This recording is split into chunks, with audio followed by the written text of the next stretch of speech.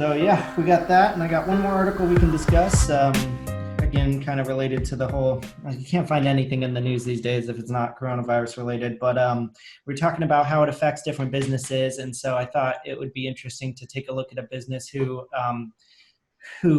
has been affected by coronavirus and what seemed like a good thing, and then ended up being a bad thing, which is actually Zoom, the software that we're using to do this call right now. Basically, what happened is that as everybody was forced to work from home, the Zoom's user count just skyrocketed, and it had already been having some growing pains, but this has really accelerated it. And so some of the issues that they've been reporting on is that they found that people were Zoom bombing, which means that the people have found a way to join Zoom meetings that they weren't invited to that are open. And then they'll like take control of the host computer and try to use it to do malicious activity or whatever. And then there was also some debate about, not debate, but there was some controversy around the fact that Zoom had implied that they were using end-to-end encryption, but it turned out that they weren't. And so, and then there was another thing about them sharing more data with Facebook than they led users to believe. And so, yeah, I guess I just wanted to talk a little bit about how some businesses grow too quickly when something like this happens, and, how coronavirus affects every business in such a unique and different way. Yeah. I just like to put it out there that we're still open to we still like Zoom, and we're still open to a Zoom sponsoring the podcast. So Zoom representatives, please call us. Our number's in the inbox there. We're more than willing to sing your praises about how easy and effective your video conferencing app is. Yeah, I mean, we signed up for Zoom initially real quick in order to specifically to facilitate the podcast. I was doing some interviews. We were doing interviews with people who were not in our same town and across the country and so on. And so looking for the right video conferencing app for that purpose. And that's ultimately Zoom seemed like a great choice for that. And that's why we chose it. And then from there, with the coronavirus, we just kind of implemented across the board with how we do the rest of our business too. I think what's interesting about Zoom, I mean, what I think about on this, what's interesting about Zoom is that it's not the only show in town for video conferencing, and yet it's become like the really popular go-to app across the business world. And it reminds me a little bit of Slack, right? That you've got these like certain apps that just like catch fire. Their generic functionality is already done many times over. Like similar to Slack, there are other messaging platforms and communication platforms that you could be using, but it's like the unique, it's hard to articulate, right? It's like the unique way in which the interface and the way they set up the options and the streamlined way in which some of these softwares operate allow them to really catch fire. And I think that's kind of the story with Zoom, is that it has a certain kind of interface and ease to it. And then on top of that, it snowballs when everybody else in your network is using it. They already know how to use it. So it makes sense from a business perspective for you to use what everyone else is using, because there's less training and uptime if we're all using the same kind of platform. So yeah, it's just an interesting business phenomena how as businesses and industry will all jump on a particular app like this, where the functionality is actually kind of found in other apps as well. Well, I think there's something kind of interesting in both of those cases, in both Zoom and Slack. And then another one that I've seen the same kind of thing in is the website Reddit. But a lot of these tools are built with like integrations in mind. And so like, for example, with Zoom, I know a big thing is like it integrates with Outlook well, so that you can send calendar invites that link to the meeting and are just easy for people. Slack has kind of the same thing with a lot of other different Salesforce apps and things that you can connect to it. And so I think that that's one of those things that helps these apps really catch on like wildfires, when they integrate well with other services that, like you said, people are already using, already comfortable with. And so it becomes easy to add.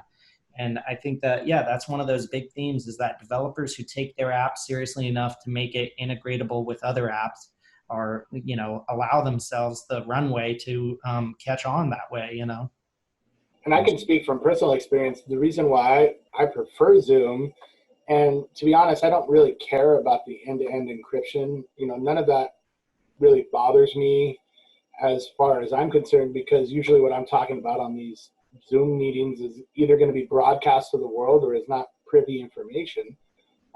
But I guess that would matter in a sensitive information kind of arrangement.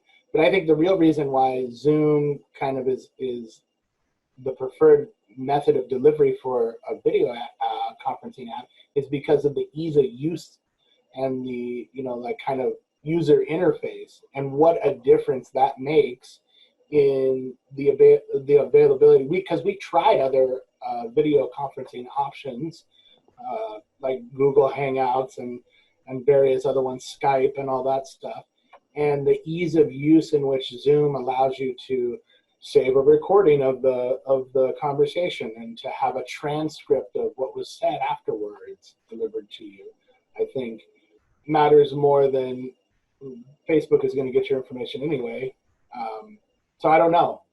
I don't think that it's probably not good PR for them, but I don't think that this will actually end up hurting them just because it is kind of an industry standard and has been. Yeah, and I would counter kind of some of, because I think feature set would be the obvious reason, but the reality is that and I haven't invested the time, and that's the problem. We haven't invested the time in these other platforms, so I'd be careful about assuming that the other platforms don't necessarily have equivalent feature sets. I think that's what's interesting about it is that we don't invest the time to even find out.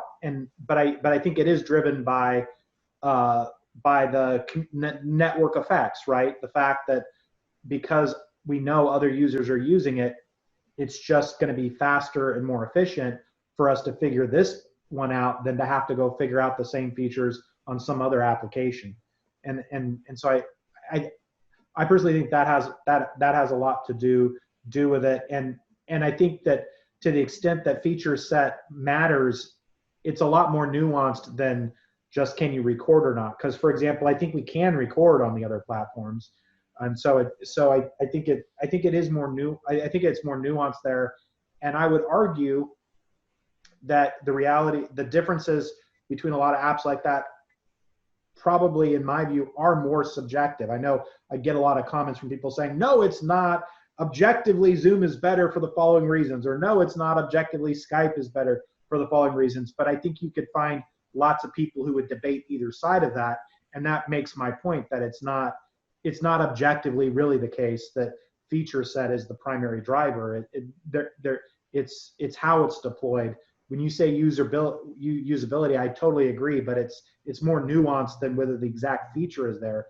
It's kind of how is it accessed, or where is it in the user interface, and things like that are more subjective and maybe harder to define. So do you think it's more like an Apple and Android kind of solution where you're hooked into that ecosystem, or your network user? Oh, I think absolutely that drives that is at least 80% of the answer, and then yeah, for sure, yeah. Well, and I think Zoom has that factor you're talking about even more, because it's a product that is intended to be used by multiple people at the same time. So you might sit down and use Android versus iOS because to you that's what you think is best, and that's all that's all you care about. But if you were having to regularly have someone else use your phone, then their ability to use becomes obviously a huge factor. And Right. So it has that extra characteristic where every time you call, it's not just you, it's what that other person's going to be able to click on and do.